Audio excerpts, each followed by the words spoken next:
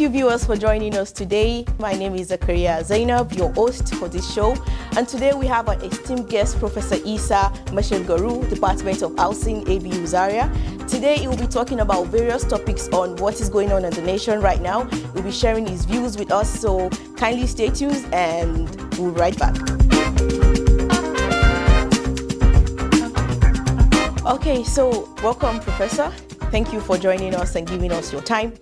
So the first question that I'm going to give to you is, we've been having some of these videos circulating online showing Sheikh Ibrahim Zakzaki in 2015, some of these video dates as far back as 2015, talking about some of the insecurities that Nigerians will face in some of these places like Katsina, in Zamfara, and he spoke about some of the reasons why we'll be facing this crisis. Until yet, we have not had any government official spoke about it or dispute it, but it is more than obvious that these crises are now a reality to many people in that part of the country. What do you have to say about this?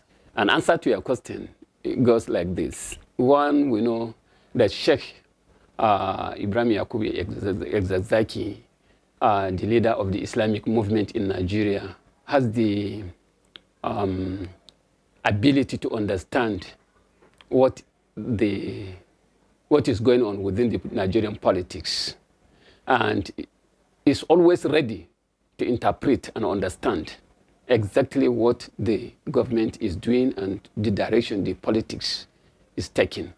And as such, most of the times, he tries as much as possible to give meanings to what are happening, to the things that are happening, to the extent that even the Nigerian government at very many times were surprised to see how Malam was able to interpret and get informations out of what was happening then. Now, Malam is a special person when you look at him. His sources of information, really, I cannot say definitely, but he has privileged informations almost in every aspect of the Nigerian politics, whether be it politics, whether be it military, whether be it whatever, social or whatever. He has privileged information. But the sources of information, really, it is very difficult for one outside him to say this is the source. But the sources were really active and, promising. Most of the things that we saw with Malam at that particular time is he will come up, with information that this is what the government is planning to do. This is what is going to happen. This is what the government is up to. Now, it's surprisingly, whether sometimes the government will fail when after discovering this statement from Malam, they will retract their activities. They will retract from doing what they intend to do. But retracting or not retracting, sometimes the exact things that Malam has said that it will happen will definitely happen. And it has been happening, for sure. So they found him as a threat by,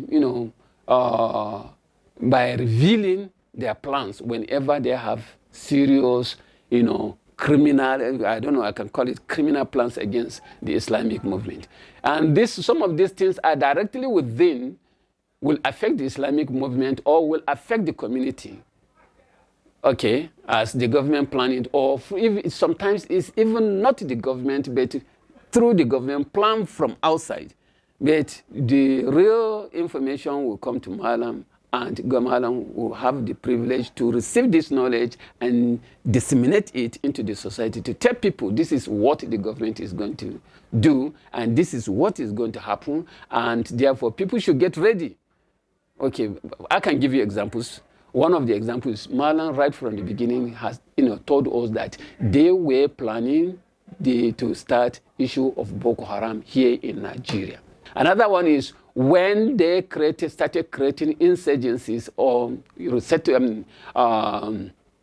crisis within Gwari and some areas. Malam some years before then, Malam had already said that their intention is to come to this country and then establish crisis areas. And particular areas he mentioned was Gwari and as well as Zamfara, because of the wealth that is underlying these areas. And Malam was very much, he even advised them that if that could be their essence of coming to this council, well, then why can't they come and then trade with us with the resources, the minerals they are taking off? Okay? So that at least they can buy, even if it is very cheap, we'll be able to sell it to them rather than coming here to create insurgencies, crises, in such a way that it will involve killing, destruction and some other things. So that was some of the information Malam got, and he revealed it to the country many years even before this thing took place. Okay. What do you think the responsibility of the masses are, in your opinion? What do you think the masses can do to cater to some of these crises that we are facing? The masses have a lot of things to do. Everything lies with them.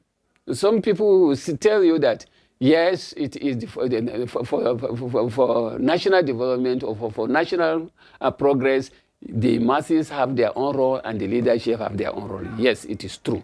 But everything bends down much on the masses. Whatever the masses make the government. They created the government. They allowed the government. If today they say they don't want the government must go, whether through votes or through popular mobilization.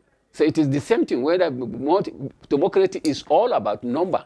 So where people say we want this, then they should stand by it and they will get it. So the masses, if they want peace, they will get peace. If they don't want peace, they will not get peace, because now there is crisis in this country. If they want peace, is that there are people who are responsible for the crisis. There are people also who are responsible for peace, like for security. The leaders, the head of state, his ministers, all other officials of the government are responsible for, security in this country. So if they cannot perform, the masses have the right to ask them to step down.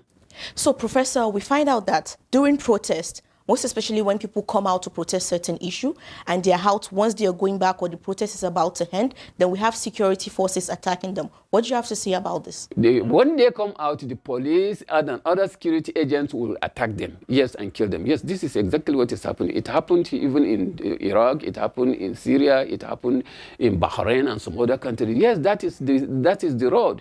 Until you are able to beat the security, you have to defeat the security. A security that is afraid of bandits. Is it difficult? It's not longer difficult to beat our security. The Nigerian security is no longer strong. So it is the will of the people to take the mantle of the leadership in terms of insecurity in this country is the problem. So they have to stand up and then say to the government, this is what we wish and we want to carry it out ourselves. Despite the billions of nairas voted to the security, and yet everything has been escalating day by day, then of course there's no need. We leave everything in the hands of the government. So we are going to do it ourselves. And we will be able to do it very well, better than the government. This is how other countries freed themselves. They freed themselves from this kind of clutches, and they succeeded. So why can't we succeed? Once a country fell into this kind of situations, they must be sacrificed, and the sacrifice is heavy. And if they had taken heed of what Malam has said long ago, it could have been cheaper. But now, since the crisis has grown bigger, now to overcome the problem by the masses is becoming heavier again, because it's becoming more expensive. More life will go, yes, but definitely you will succeed. Professor, so one of the crises we've been having is disunity among the people. So, when you have issues like some of these protests, people come out and say, no, it's the Hausas doing this, it's the Yorubas doing this. So there's never a united front among the people to challenge the government and the ruling elite. What do you have to say about this on ethnic issue specifically? Well, you see, the enemies of progress, before they create this kind of situation, they try as much as possible to divide people into sections, into groups, you understand, and not adversary groups that will be fighting one another, pitching one against another. This is a common phenomenon, but then that is not a problem. When people have single cause, and we have seen it, it worked in Nigeria during the NSAS crisis. All people Muslim, Christians, Yoruba, Yoruba, Hausa, and any tribe, any other tribe in Nigeria came together under the same, umbrella, fighting for one single cause. So it is very simple.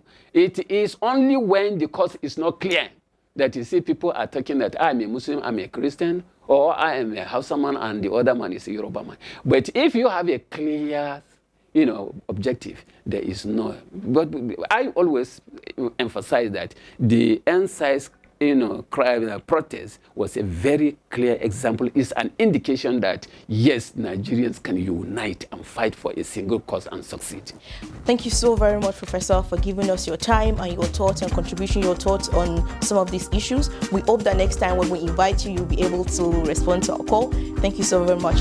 And dear viewers, thank you very much for staying with us and giving us your time. We hope you've learned something and we hope to see you next time. My name is Zakaria Zainab.